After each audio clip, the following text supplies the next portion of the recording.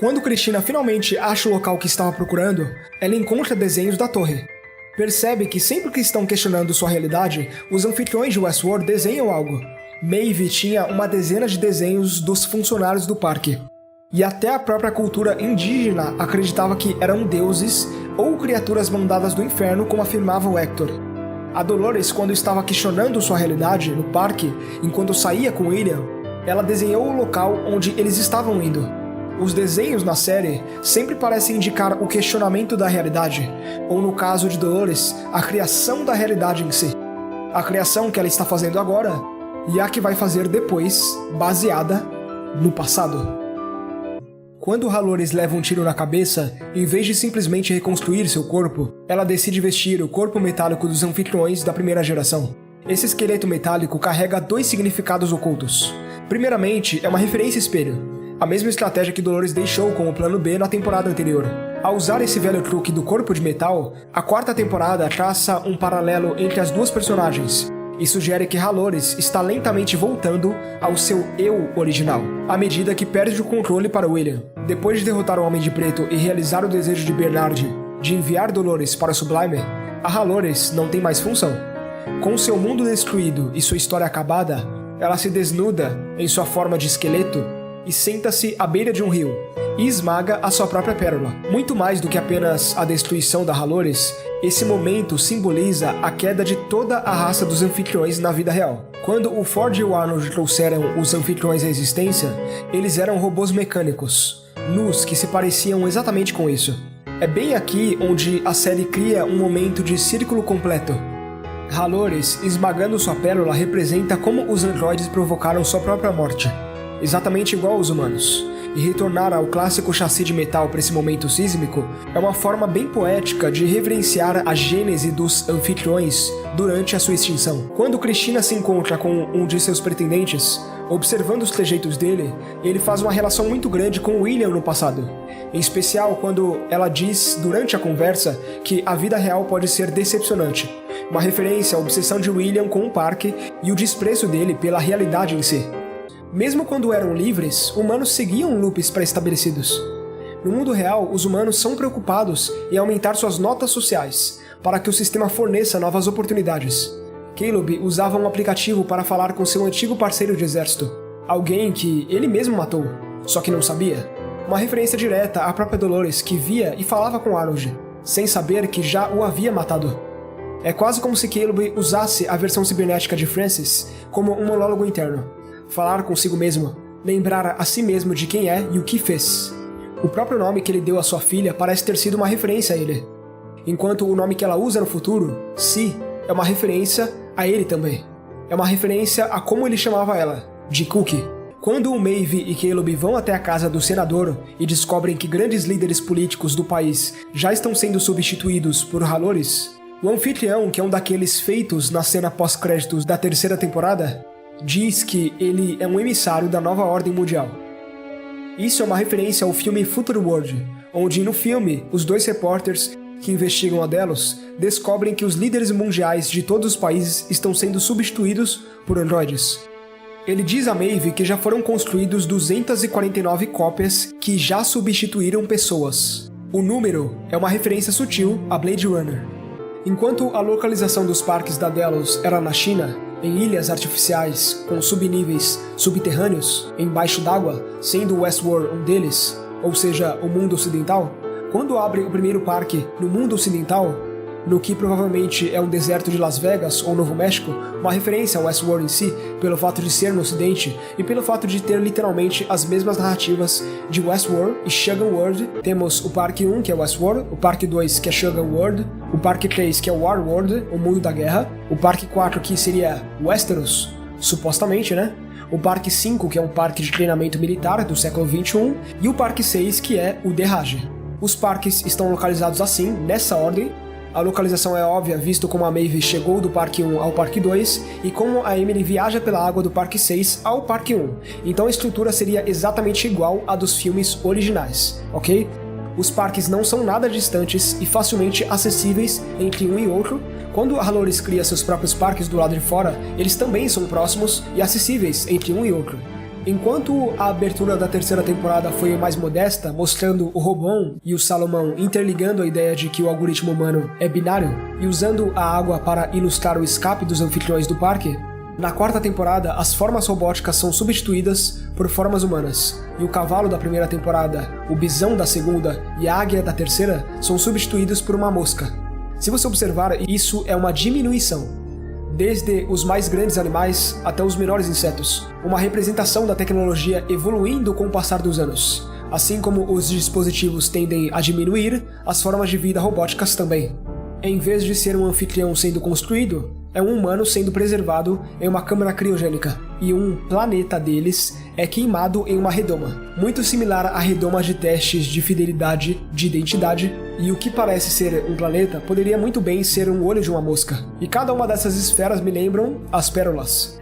Quando o vice-procurador-geral dos Estados Unidos surge para acusar William de terrorismo, afinal as duas empresas agora no nome dele, a Insight e a Delos, andam comprando terras em locais como no meio do deserto e construindo parques no mundo ocidental, sem aprovação governamental. Clementine o recebe perguntando se ele tem hora marcada, uma representação de como eles estão no controle. Afinal, nesse mesmo episódio, William mata o vice-presidente dos Estados Unidos em plena luz do dia, em uma pista de golfe que também é uma propriedade já comprada por eles. A cena em si é uma referência para outra cena, que é quando a Charlotte Hale real vai procurar o William real na primeira temporada dentro do parque. E ela zomba do passatempo dele, que é ser o Homem de Preto, né? E diz que ele deveria pensar em jogar golfe.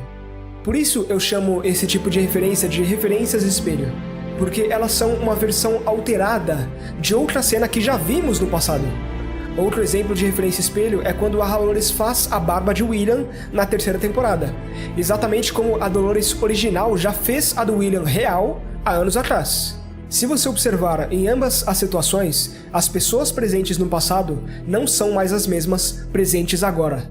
Dolores agora é Dolores e William já se tornou uma outra coisa. Clementine diz para os agentes do serviço secreto do vice-presidente que eles não são nada secretos. Eles são óbvios. Isso é uma referência a toda a conclusão que as inteligências artificiais tiraram sobre o algoritmo humano, e pelo fato dele ser tão simples e curto quanto um livro. A conversa dos dois também revela o tanto de dinheiro que William e James Delos tiveram que pagar durante anos, só para que o governo americano fizesse vista grossa para o negócio deles no exterior. William não erra sequer uma tacada, o que revela o quanto as máquinas são superiores aos humanos. Ele também diz que sabia que o vice-presidente apareceria agora, que ele não resistiria. É o que eu disse, com base naquelas informações, a Dolores e a cópia de William passam a prever o comportamento humano para assim eliminá-los. Ele fala pela primeira vez aqui sobre a cena pós-créditos da segunda temporada, quando ele estava sendo testado, o teste de fidelidade realizado por Dolores, que na verdade acontece entre a terceira e a quarta temporada, e ele chama aquele momento de espiral. Quando eu estava no meu espiral, eu achava que eu tinha algum poder, e eu percebi que estava nu, sozinho, como sempre estive, que todo o meu poder era ilusório. William queria provar que nenhum sistema podia prevê-lo, que ele tinha uma escolha. Ele teve que ser recriado e testado para perceber que não tem uma escolha e que o poder de escolha dele, de fato, sempre foi ilusório. Antes de matar o vice-presidente, William diz: "O mundo destrói todo mundo, e só depois disso nos tornamos fortes nos lugares destruídos", que é uma frase de Ernest Hemingway. Bom, não precisa nem explicar isso, né? É autoexplicativo. Como agora os novos parques da Delos estão operando no ocidente clandestinamente, até que a Dolores substitua todos que precisa, os visitantes que vão pra lá vão em segredo. Então eles marcam pra assistir uma ópera, por exemplo, e lá tem uma passagem subterrânea que os leva para o novo parque. Quando são perguntados quem eles são, Maeve usa o alter ego Sr. e Sra. Morgan, uma referência ao livro de comédia sobre assassinato. Isso é claro pelo fato da visita deles nesse parque causar várias mortes, inclusive a dos dois próprios. Já a garota que vai atendê-los é justamente a mesma que substituiu a Clementine na primeira temporada, quando ela é desativada. Como eu disse em vídeos anteriores, a pessoa mais próxima ao que o Alexandre o Grande foi é William, que literalmente controlava vários mundos. Dolores precisava obviamente da presença dele, ou nesse caso, de uma cópia dele para controlar tudo. Mas além disso, ela mantém sua versão humana viva para que possa torturá-lo. como ele fez com ela muitas vezes. Ganhar não significa nada a não ser que alguém perca. Você está aqui para ser o perdedor, diz ela. Que é exatamente a mesma frase que ele dizia para os anfitriões do parque. Eu acredito que Halores queria mantê-lo vivo até que chegasse num ponto onde ela encontrasse a imortalidade verdadeira, onde esse corpo e essa consciência de fato pudessem viver para sempre, para que ela passasse a eternidade torturando ele. Afinal, fazer um outro William, seja um anfitrião ou um híbrido, ela estaria criando algo novo e não punindo o verdadeiro, por assim dizer. Era essa a intenção dela, mas como vimos, ela nunca realmente teve a chance de fazer isso. Os testes de fidelidade humana não evoluíram tanto assim 3 décadas depois, e ela nunca conseguiu descobrir como fazer as cópias duráveis e infinitas.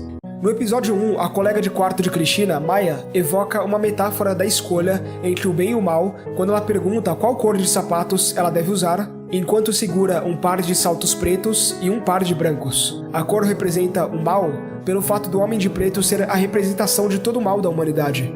Inicialmente, ele não era assim, sinalizando que ser bom ou ruim é uma escolha. Mas como aprendemos com Westworld, escolhas, na maioria das vezes, não são possíveis. Você é quem é. No episódio 6, quando um dos rebeldes pisca os olhos contra uma mosca rastejante, isso faz com que um androide de Halores o capture. Isso é um evocativo de alguma das cenas da primeira temporada, e um aceno para a programação coerciva feita pela natureza para revelar quem é um humano livre, já que a presença de uma mosca constata fortemente os reflexos humanos. Os detalhes sobre as pragas parasitas de Halores são semelhantes à história que Dolores conta a Ted no episódio 5 da segunda temporada, sobre o gado doente que ela teve que queimar para proteger o rebanho de seu pai. Esse conto misterioso abriga prenúncios para os condenados de Halores. O conceito de Outliers foi introduzido na terceira temporada com Caleb como principal exemplo. Esses humanos são capazes de resistir ao controle do Robon, das moscas da Halores e as demandas específicas da frequência emitida pela torre. Essa habilidade também é o que supostamente infecta os novos androides de Halores quando eles interagem com eles. Na quarta temporada temos 2 saltos temporais importantes. Um é de 7 anos e um é de 23 anos.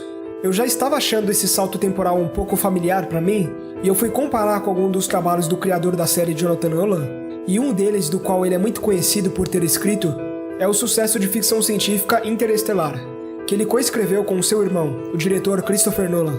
Em Interestelar, uma equipe pousa em um planeta onde o tempo flui mais rápido do que a Terra. 1 hora, por exemplo, equivale a 7 anos. A equipe acaba passando 3 horas no planeta, o que resulta em um salto temporal de 23 anos no futuro para a Terra.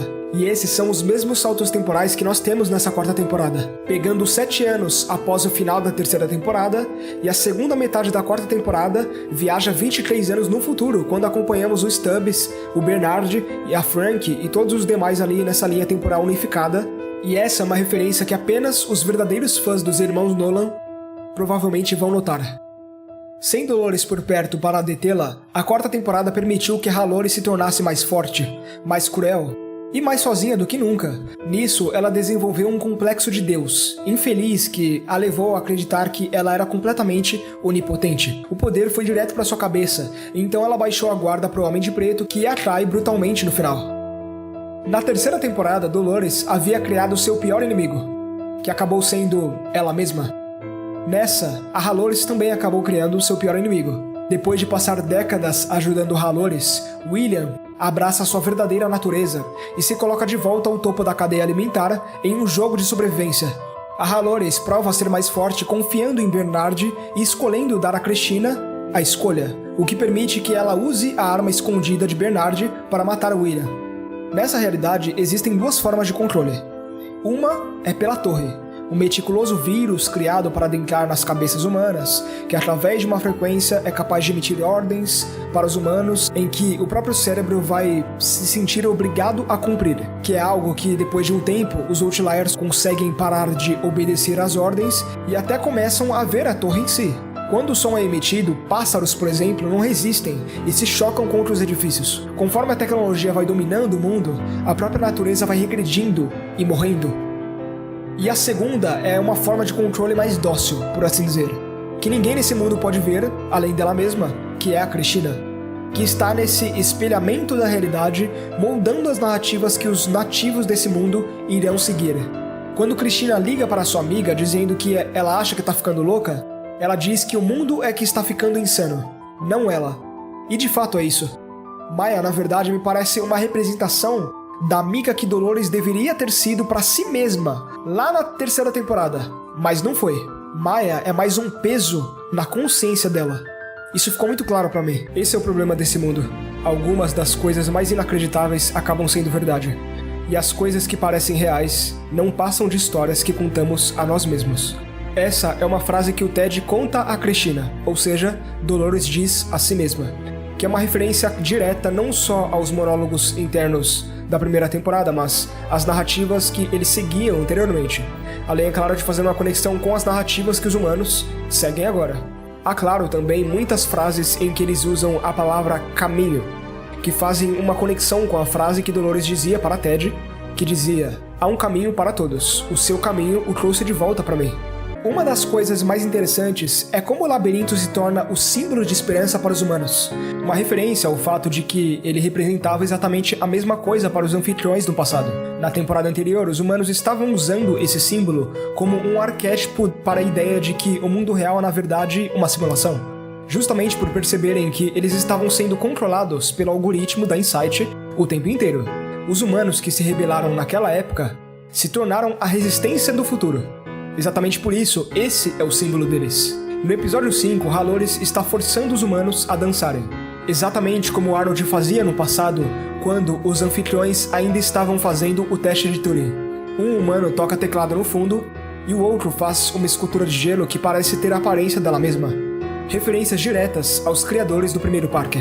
No caos, o tom ressoava de um jeito que os humanos não distinguiram. O corpo deles travava, e os órgãos paravam. Eles pensavam estar na presença de Deus. Halores acha que os humanos estão infectando os anfitriões.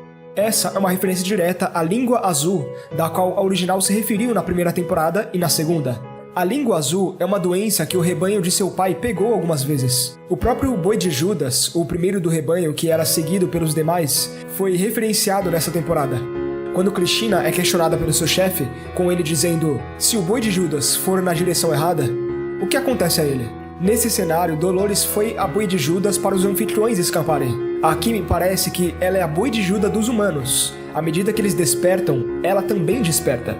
E ela será a responsável por levar eles, esse novo rebanho, para a eternidade. Se você é um humano, você não pode ver a torre. Assim como o Bernard não conseguia ver a porta na primeira temporada. E os humanos não eram capazes de ver a porta do Sublime na segunda. Somente os Outliers podem ver a torre depois de um tempo, porque novamente eles escapam do sistema.